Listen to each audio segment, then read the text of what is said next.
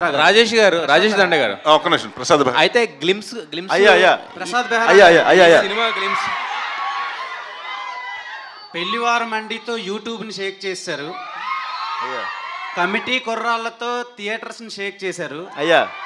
And బచ్చల మల్లితో అదే రేంజ్లో యూత్ని అండ్ ఫ్యామిలీ ఆడియన్స్ని ఎంటర్టైన్ చేయబోతున్నారా, లేదంటే ఇందులో ఎలా ఉండబోతుందని? ఫస్ట్ మీరు నన్ను యూత్ అన్నారా, థ్యాంక్స్ అండి దానికి.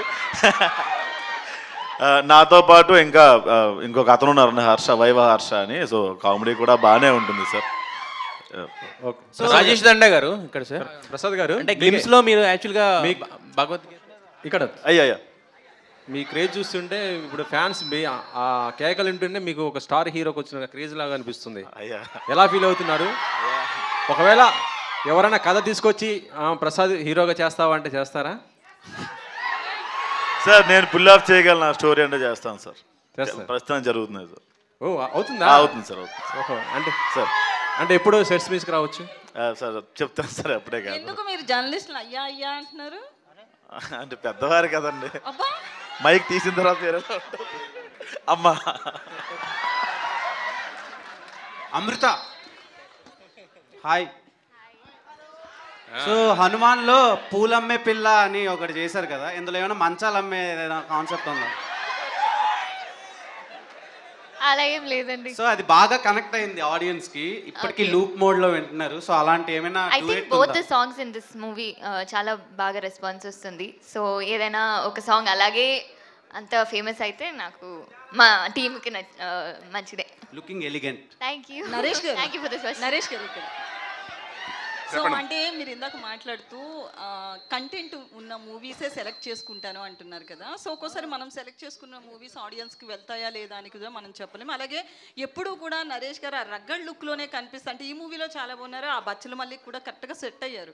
బట్ ఎప్పుడు ఆ రగ్గడ్ లుక్ లేదా ఆ పాతకాలం సినిమాలు ఆ టైపు కథలను తీసుకున్న అవి పూర్తిగా వెళ్తాయి అని చెప్పలేం కదా. అంటే కంటెంట్ విషయంలో ఎట్లాంటి కేర్ తీసుకుంటారు రాబోయే సినిమాల్లో? కాదండి, మీరే అంటారు కదా కంటెంటే కావాలి కొత్తగా. ఇప్పుడు జనాలు అంటే ఒకటి ఏమైపోయిందంటే, ఇది వరకు సంవత్సరానికి ఒక పెద్ద హీరోలు ఉంటారండి, మనకు 10 మంది ఉంటే వాళ్ళందరూ ఒక్కొక్క సంవత్సరానికి ఒక చెప్పు సినిమా చేసేవారండి.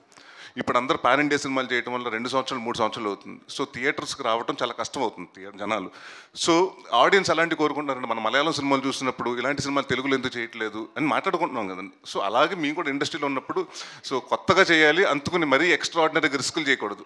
అంటే నేను చేసిన ఎక్స్పెరిమెంట్లు ఉన్నాయండి, ఇప్పుడు లడ్డు బాబు ఇలాంటి సినిమాలు ఎక్స్పెరిమెంట్లు అలాంటివి చేయకూడదండి. సో కంటెంట్ అంటే ఏదో ఒకటి మనం చెప్పటం, దానివల్ల వాళ్ళకి నేర్పించటమో లేకపోతే ఇప్పుడు వరకు తెలియంది ఇప్పుడు వరకు ఆ జానర్ ఎవరు ఎక్స్ప్లోర్ చేయరు, అది చేస్తే ఆడియన్స్ కొత్తగా ఉంటుంది. సో వాళ్ళకి థియేటర్కి రావడానికి ఇంట్రెస్ట్ ఉంటుందండి. అండ్ కామెడీ ఎప్పుడు మీకు తెలుసు, ఎవరు నవ్వు నాకు ఇష్టం ఉంటుందని చెప్పరు.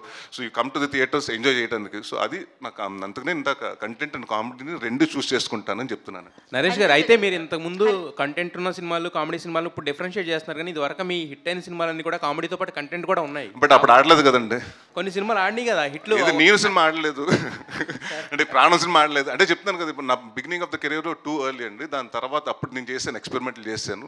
దాని తర్వాత మళ్ళీ ఎప్పుడైతే గమ్యం గారి నుంచి తర్వాత శంభో కానివ్వండి, మహర్షి కానివ్వండి.